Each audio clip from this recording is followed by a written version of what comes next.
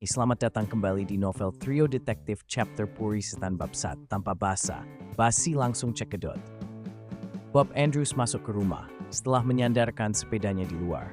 Begitu ia menutup pintu, terdengar suara ibunya memanggil dari dapur. "Kaukah itu, Robert?" "Ya, Bu." Bob pergi ke pintu dapur.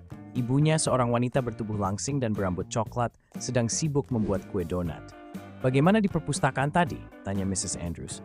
"Baik-baik saja," jawab Bob. Jawabannya selalu begitu, karena suasana di perpustakaan tidak pernah berubah, selalu tenang. Bob di samping bersekolah, menyambi bekerja di situ. Tugasnya menyortir kembali buku-buku yang dikembalikan dan membantu penyusunan daftar buku. "Tadi temanmu, Jupiter, menelepon," kata ibunya lagi sambil terus menggiling adonan kue. "Lah meninggalkan pesan untukmu." "Apa katanya?" seru Bob bersemangat. "Aku tadi mencatatnya. Ada dalam kantongku. Nanti sebentar, ku selesaikan dulu adonan ini." Masa tidak ingat apa yang dikatakannya? Mungkin ia memerlukan aku dengan segera. "Kalau pesan biasa, bisa kuingat," jawab ibunya. Tapi Jupiter tadi tidak meninggalkan pesan yang biasa, membingungkan. "Jupiter memang suka pada kata yang aneh-aneh," kata Bob. Ia berusaha menekan rasa tidak sabarnya. "Lah banyak sekali membaca, dan kadang-kadang pembicaraannya agak sulit dimengerti." Bukan cuma kadang-kadang saja," tukas ibunya. "Anak itu sangat luar biasa. Sampai sekarang, aku masih belum bisa mengerti bagaimana semen cincin kawinku." Mrs. Andrews menyinggung kejadian musim gugur sebelum itu, yaitu ketika cincin kawinnya hilang. Kebetulan Jupiter Jones datang. Pada Miss Andrews dimintanya agar menceritakan segala hal yang diperbuat pada hari cincin itu hilang. Setelah Miss Andrews selesai bercerita, Jupiter langsung pergi ke sepen, yaitu bilik tempat menyimpan bahan makanan. Lah meraihkan tangannya ke atas rak, meraba-raba di belakang sederet botol berisi acar tomat. Dan ketika tangannya itu ditarik kembali, ia sudah memegang cincin kawin yang hilang. Ternyata ibu Bob melepaskannya dan menaruh di situ ketika mencuci botol-botol itu sebelum dipakai. "Aku tidak bisa membayangkan bagaimana ia bisa menebak cincinku ada di tempat itu," kata Mrs. Andrews. "Kurasa ia tidak bisa menebak, tapi menarik kesimpulan," kata Bob menjelaskan. "Begitulah cara otaknya bekerja." "Bu, tidak bisa sekarang juga ibu mengambil pesannya?" "Sebentar lagi," jawab ibunya, sambil menggiling terus adonan supaya semakin tipis. "Oh ya, bagaimana persisnya kabar yang dimuat pada halaman depan koran kemarin mengenai Jupiter memenangkan hak pemakaian sedan Rolls-Royce selama 30 hari? Ah, itu suatu sayembara yang diadakan sebuah perusahaan penyewaan mobil, yaitu Rent Ride Auto Rental Company," kata Bob menjelaskan.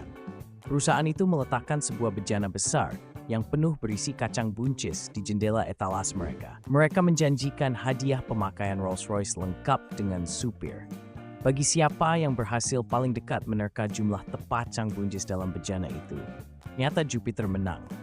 Aduh, Bu tidak bisa sekarang saja. Catatan pesan itu ibu ambil dari kantong." "Baiklah," kata ibunya, lalu membersihkan tepung yang melekat di tangannya. "Tapi sekarang mau apa Jupiter dengan sedan Rolls-Royce yang lengkap dengan supir, biarpun cuma untuk 30 hari. Begini Bu, kami berniat." Bob sebenarnya hendak menjelaskan, tapi ibunya sama sekali tidak memperhatikan ia menyerocos sendiri. "Sekarang ini segala macam barang bisa dimenangkan," katanya. "Aku bahkan membaca berita tentang seorang wanita yang memenangkan hadiah dalam suatu acara televisi. Hadiahnya rumah perahu, padahal ia tinggal di gunung. Jelas saja wanita itu bingung, tidak tahu mau diapakan hadiah itu." Sambil bicara, Mrs. Andrews mengeluarkan secari kertas dari kantongnya. "Ini dia pesannya," katanya. "Di sini kutulis, gerbang hijau 1, mesin cetak sudah mulai bekerja." "Wah, terima kasih Bu," seru Bob sambil bergegas pergi. Di ambang pintu ia tertegun sesaat karena dipanggil ibunya. "Robert, apalagi arti pesan itu? Jupiter memakai bahasa sandi ya?" "Ah tidak, itu bahasa Inggris yang biasa Bu. Aku harus cepat-cepat pergi, Bu." Bob bergegas keluar, menyambar sepedanya lalu cepat. Cepat-cepat menuju ke Jones Salvage Yard. Kalau sedang naik sepeda, penopang kakinya nyaris tak terasa mengganggu sama sekali. Alat itu dipasang ke kakinya oleh Dr. Alvarez sebagai akibat kecelakaan yang milisnya ketika sedang mencoba seorang diri mendaki salah satu bukit dekat Rocky Beach. Itu sendiri terletak di daerah yang datar, diapit Samudra Pasifik pada satu sisi, dan pegunungan Santa Monica pada sisi yang satu lagi. Kalau dibilang gunung, mungkin ada yang menilai agak rendah, tapi sebagai bukit, tinggi sekali.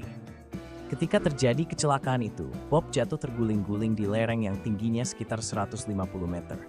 Kakinya patah di berbagai tempat. Rekor baru dalam kasus patah kaki, kata orang di rumah sakit. Tapi walau begitu, Dr. Alvarez mengatakan bahwa penopang kakinya tidak akan dipakai untuk selama-lamanya apabila kakinya sudah sembuh sama sekali. Sekarang pun penopang itu sudah sempun sama sekali. Sekarang pun penopang itu pada umumnya tidak dirasakan terlalu mengganggu. Cuma kadang-kadang saja menjengkelkan. Bob sampai di Jones Salvage Yard, yang letaknya sedikit di luar pusat kota. Tempat itu dulunya bernama Jones Junkyard. Sampai akhirnya, Jupiter berhasil membujuk pamannya agar menukar nama itu. Lebih digengsi katanya, kalau junkyard berarti tempat rombengan. Salvage yard artinya lebih mentereng, bisa ditafsirkan sebagai tempat barang bekas dan antik. Dan kini yang diperjualbelikan di situ bermacam-macam barang unik di samping barang bekas yang biasa.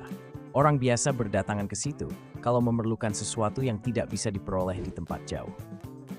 Kadang-kadang bahkan ada yang sengaja datang dari jauh untuk pergi ke situ. Tempat itu mengasihkan bagi setiap anak laki-laki dan mungkin juga anak perempuan. Coraknya yang luar biasa sudah kelihatan dari jauh, yaitu dengan melihat pagar papan yang mengelilingi.